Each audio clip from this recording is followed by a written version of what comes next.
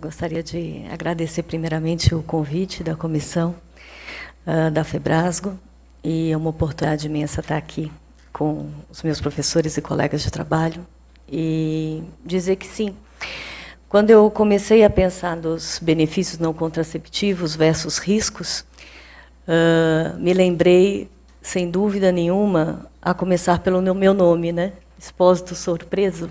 Né? São dois nomes italianos, eu sou filha de italiano.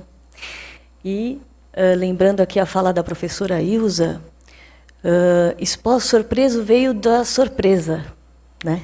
Veio exatamente disso, mas, infelizmente, de uma surpresa, enfim, que eram os nenês que eram deixados nas portas das casas dos italianos, principalmente no período pós-guerra, né? Então, eram os filhos, provavelmente, dos estupros, das violências, ou então até dos amores durante a guerra não permitidos, né?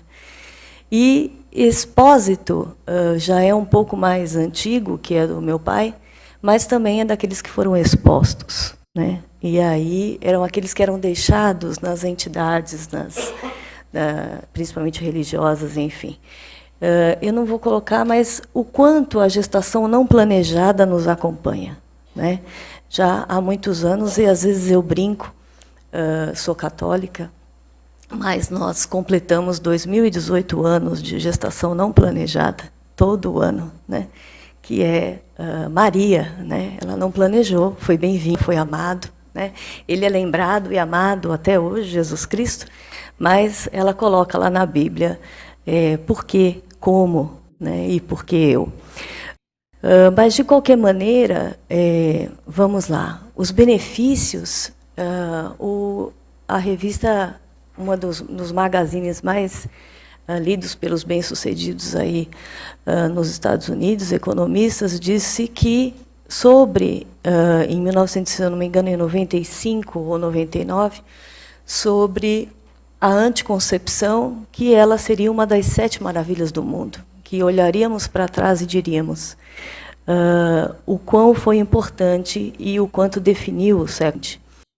E 10 anos depois, no relatório da UNFPA, em 2012, que as novas tecnologias de saúde reprodutiva aumentaram a nossa sobrevida.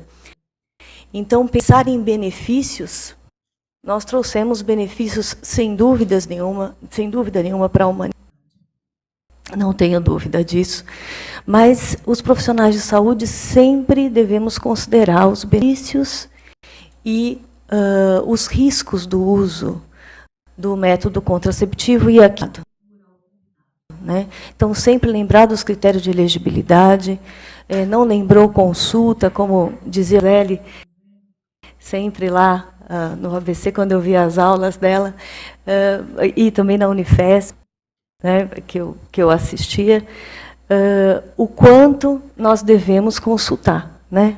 O charter deixa ali na mesinha, eu lembro que você fala, deixa na mesinha lá no posto com os critérios de elegibilidade, e agora também nós temos utilizado muito o CDC, né, os aí de uso e não uso contraceptivos dos Estados Unidos.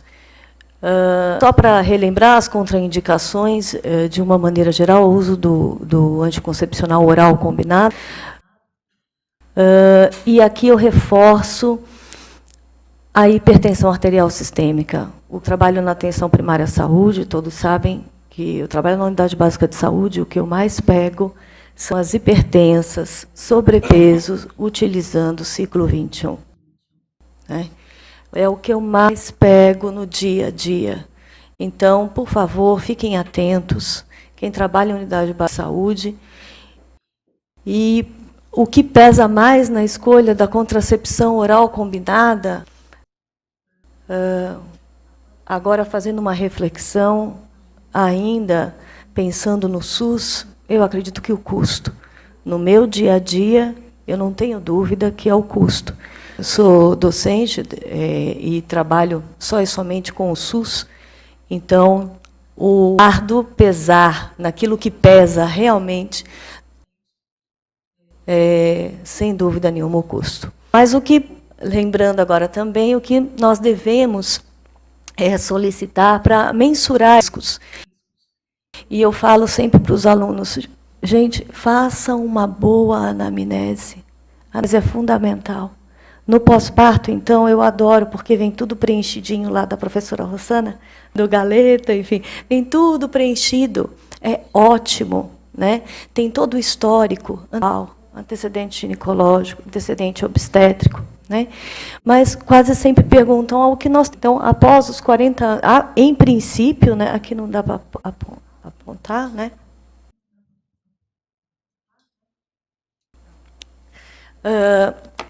Em princípio, os testes necessários, uma boa anamnese, um bom exame físico, pacientes acima de 40 anos de idade, é recomendado a aferição sempre e medida da pressão arterial.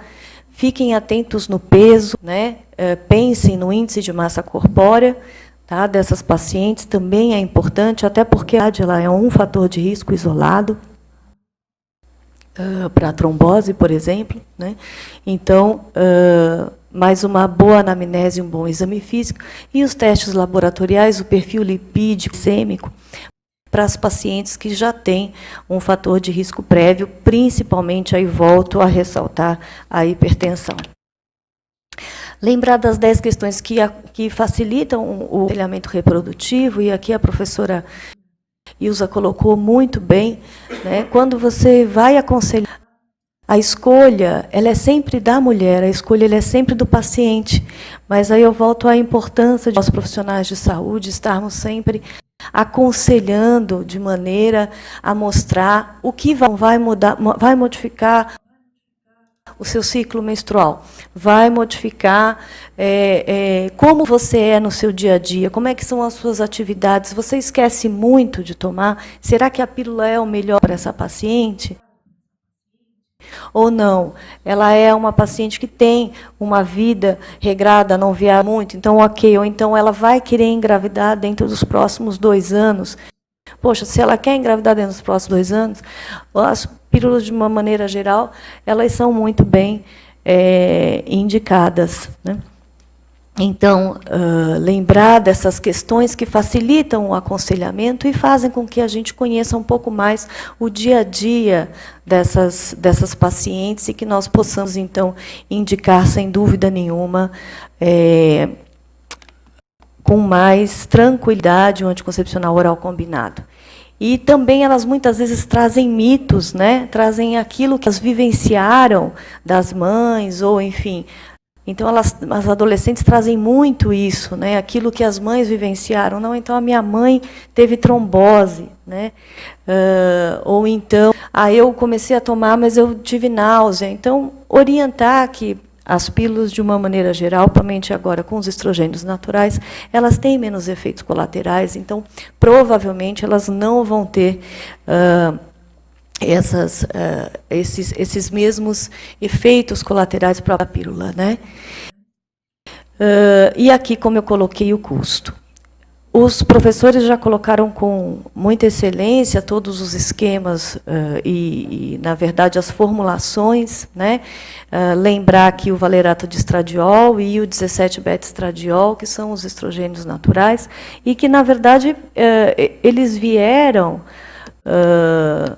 na verdade, o etinil e estradiol substituiu exatamente porque tinha uma grande potência, né, grande resposta, como o professor Bonassi já colocou, e eles vieram agora, sem dúvida nenhuma, para nos trazer menos efeitos colaterais, acredito que sim, e para reforçar essa indicação do nosso uso oral. E essa combinação com progestagênio foi isso que realmente trouxe, acredito, o valerato de estradiol, e aí eu chamo a atenção para o 17-beta-estradiol, para a formulação do 17-beta-estradiol, junto com o nomegestrel, simplesmente porque ele acaba trazendo uma estabilidade maior endometrial, né? E aqui o professor Bonassi já colocou também que, à medida que gerações de progestagênio elas foram na verdade, a primeira geração, a segunda geração levonorgestrel, foi reduzindo o seu efeito androgênico, mas temos tido algumas literaturas trazendo aí esse balanço entre a redução do poder androgênico e o aumento do poder trombogênico dessas medicações.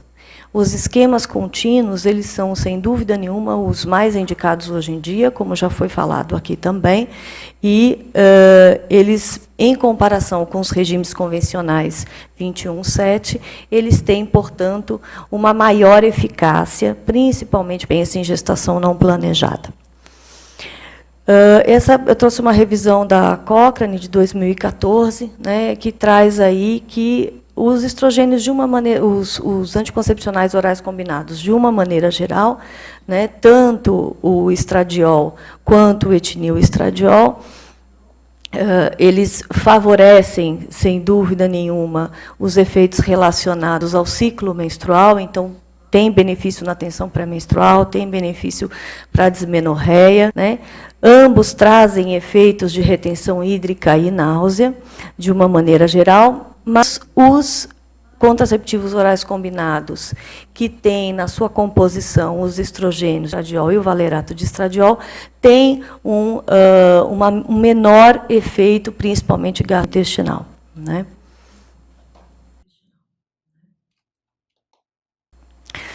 Com relação, então, a esses efeitos colaterais, que são os que geralmente são os mais precoces, eles são transitórios, então orientar a paciente, olha, são esses os iniciais, mas eles são precoces, são transitórios, e principalmente lembrando aí a náusea, a retenção dos líquidos, né, a retenção hídrica e a sensibilidade mamária, que tendem a se reduzir com essas novas formulações, com 17-beta-estradiol e com valerato de estradiol, que melhora, sem dúvida nenhuma, tanto a tolerabilidade desses contraceptivos, quanto também eles são utilizados para controle de sangramento, vamos ver mais para frente.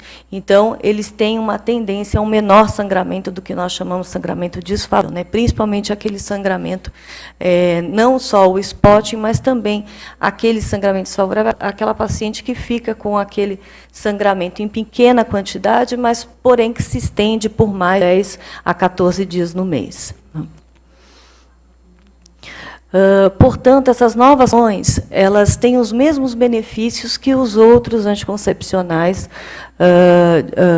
combinados com o etinil-estradiol.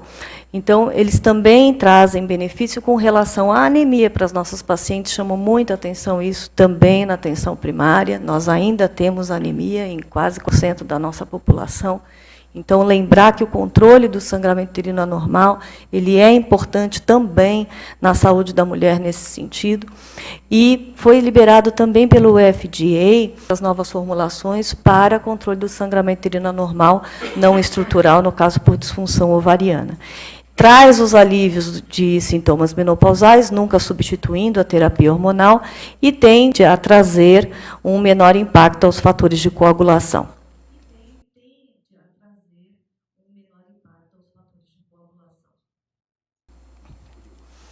Não interfere no índice de massa corpórea, melhora os sintomas pré-menstruais, eu vou correr, e a dismenorreia.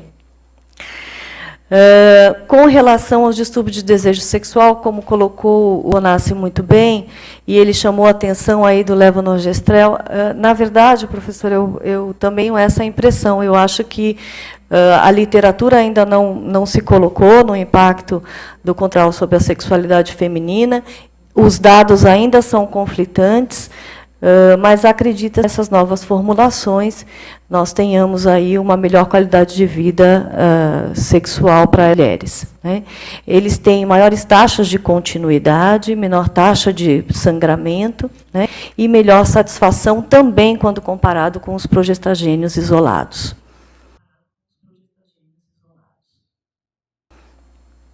O ganho de peso, existe uma revisão sistemática e que trouxe a questão do ganho de peso não estar relacionado ao uso do contraceptivo oral combinado, né? E nem tão pouco com o seu tempo. O tempo e a idade, na verdade, está muito mais relacionado com o aumento de peso do que propriamente o uso de contraceptivo oral combinado.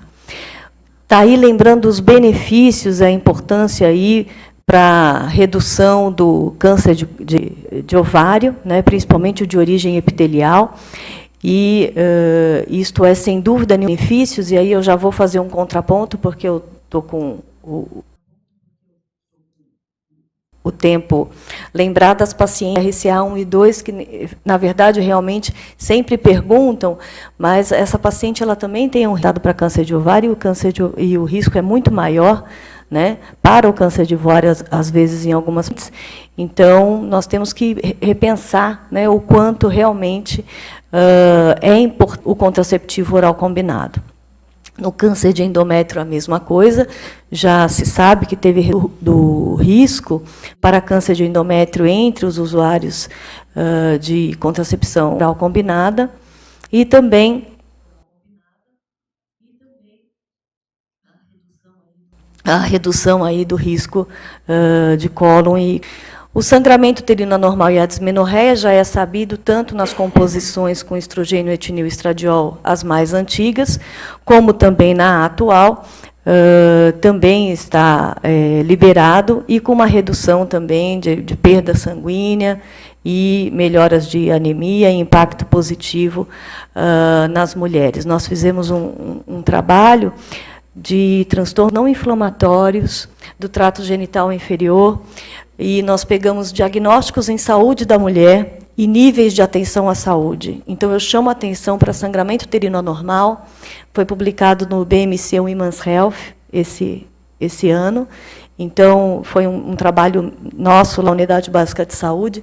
Essa mulher tem quase 400 vezes mais chance de ir parar no nível terciário de atenção quando ela tem o diagnóstico de sangramento uterino anormal já no ambulatório, onde você consegue fazer esse diagnóstico. Então, lembrar aí a importância do contraceptivo oral combinado no tratamento do sangramento uterino anormal. Os cistos de ovário, sem dúvida nenhuma, principalmente para as adolescentes e para as mães de adolescentes, que isso às vezes causa um trauma, né? Nossa, minha filha fez cisto, foi pronto-socorro, abdômen agudo, então lembrar aí da importância da redução também. E da acne, sem dúvida nenhuma, é um benefício importantíssimo o uso do contraceptivo oral combinado. O estrogênio ele vai trazer esse benefício, independente do ser estrogênio natural ou etinil estradiol. O risco de desenvolver tromboembolismo já foi colocado aqui, essa tela pelos professores, mas só lembrar aqui, ó, que esse aqui, a drosperinona, que todo mundo fala, o gestodeno, o desogestrel, será que a drosperinona realmente, por ter um efeito menos androgênico, ela, portanto, tenha um efeito maior trombogênico, e que alguns trabalhos acabaram trazendo, no pós-parto, então, pensar em benefício, lembra dos critérios de elegibilidade, que foi o meu terceiro slide? Poxa vida, critério de elegibilidade é para isso, o quanto uma gravidez vai poder trazer um malefício para a saúde dessa mulher, e evitar, portanto, ela aqui, porque no período de puerpério isso aqui chega a 10 a 16 para cada 10 mil mulheres. Então, acaba sendo o mesmo que utilizar a drosperinona. Lembrar aqui que existem do tromboembolismo venoso, uma boa anamnese, né? Perguntar a respeito de trombose familiar é fundamental, identificar nessa parte os riscos que são independentes, né? E aí eu deixo a idade, o tabagismo e a obesidade e o sobrepeso são riscos independentes para tromboembolismo venoso. E se tem que fazer ou não os testes prévios, não é indicado, tá? Porém, a presença da mutação do fator 5 de Leiden e também as trombofilias já sabidas, portanto, contraindicado o uso do contraceptivo oral combinado, desde que a paciente traga o diagnóstico. Com relação ao câncer de mama, já desde 1996, algumas meta-análises já traziam essa correlação. Na verdade, essa correlação, agora, com essas novas formulações, tudo isso vai ter que ser reavaliado, sem dúvida nenhuma, e aquilo que eu falei do BRCA1 e 2, que ainda não é possível tirar conclusões, até porque você tem um efeito benéfico quando você usa o contraceptivo oral combinado naquelas pacientes que já têm risco para câncer de ovário. Deixo um alerta aqui, e aí bem rapidamente já finalizando, para as pacientes, lembrem das pacientes que têm enxaqueca com áurea, né? E muitas delas, às vezes, também, por custo, é contraindicado o uso de contraceptivo oral combinado, e, às vezes, lá, também, na unidade básica de saúde, eu pego muita paciente usando contraceptivo oral combinado, com mais de 35 anos, tabagistas, ou seja, tudo isso acaba sendo contraindicado a utilização, então temos que estar, quando a gente pergunta qual o tipo de contraceptivo que essas mulheres utilizam. E elas têm um risco aumentado de acidente vascular cerebral. Então, lembrar aí que pode chegar a esse risco a quase 7 vezes mais. O câncer de colo do útero é uma outra questão que aí eu estou entrando já nos riscos de utilizar, e se eu tiver que dar algum recado, é aquela mulher que tem mais de 35 anos, HPV persistente, lesão, já tem um antecedente de lesão de alto grau, e fumante. Então, na utilização do contraceptivo oral combinado nessas mulheres.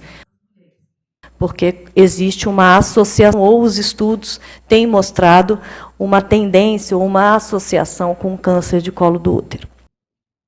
Em resumo, os efeitos colaterais, então, lembrar que eles são transitórios, eles são precoces e devem ser orientados. E os benefícios, sem dúvida nenhuma, eles vieram, enfim, e nos trouxeram vários benefícios, a gestação não planejada, como também nos nossos sintomas de ciclo menstrual. Muito obrigada.